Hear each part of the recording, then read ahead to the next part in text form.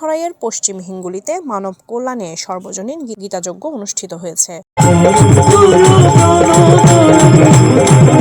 শ্রী শ্রী শ্যামাকালী গীতা বিদ্যাপীঠ ও বাসুদেব মন্দির কমপ্লেক্সের 18তম প্রতিষ্ঠাবার্ষিকী উপলক্ষে আয়োজিত 2 দিনব্যাপী আয়োজনের দ্বিতীয় দিন গীতাযজ্ঞ অনুষ্ঠানে পরিদর্শন করেন চট্টগ্রাম উত্তর জেলা বিএনপির সাবেক যুগ্ম আহ্বায়ক, চট্টগ্রাম 1 মিরসরাই আসনে বিএনপির মনোনীত ধানের শীষ প্রার্থী নুরুল আমিন চেয়ারম্যান।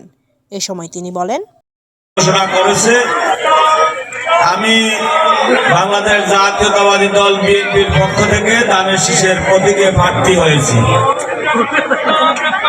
আপনাদের কাছে আমাদের প্রিয় নেতা জনাব তারেক রহমানের বার্তা নিয়ে এসেছি।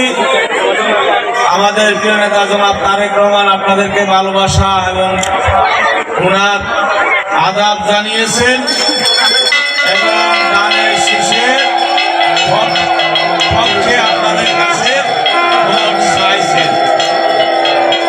আপনারা আগামী নির্বাচনে মিরসরাইয়ের উন্নয়নে দল মত নির্বিশেষে জাতি বর্ণ সকল ধর্মের মানুষ যেন আমরা এই মিরসরাইতে মিলেমিশে থাকতে পারি, সেই লক্ষ্যে আপনাদের কাছে আমার অনুরোধ থাকবে, বাংলাদেশ জাতীয়তাবাদী দল বিএনপির মনোনীত প্রার্থীর প্রতীক ধানের শীষে আপনারা ভোট দিবেন। আপনাদের কাছে আমাদের 2 দিনব্যাপী আয়োজনে সন্ধ্যা আরতি, সত্যনারায়ণ পূজা, শ্রীমদ্ ভগবত গীতা পাঠ, সাংস্কৃতিক অনুষ্ঠান, গীতাযজ্ঞ ও ভক্তদের মাঝে অন্নপ্রসাদ বিতরণ করা হয়।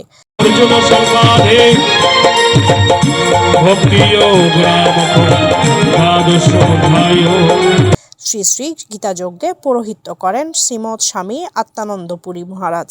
এ সময় আরও উপস্থিত ছিলেন বারুইয়ারহাট পৌর বিএনপির সাবেক আহ্বায়ক দিদারুল আলম মিয়াজি, মন্দিরের সভাপতি কানু সেন, সাধারণ সম্পাদক অজিত কুমার ভৌমিক, বিক্রম সেন, রাজীব কান্তি দাস সহ বিভিন্ন নেতৃবৃন্দরা এতে উপস্থিত ছিলেন।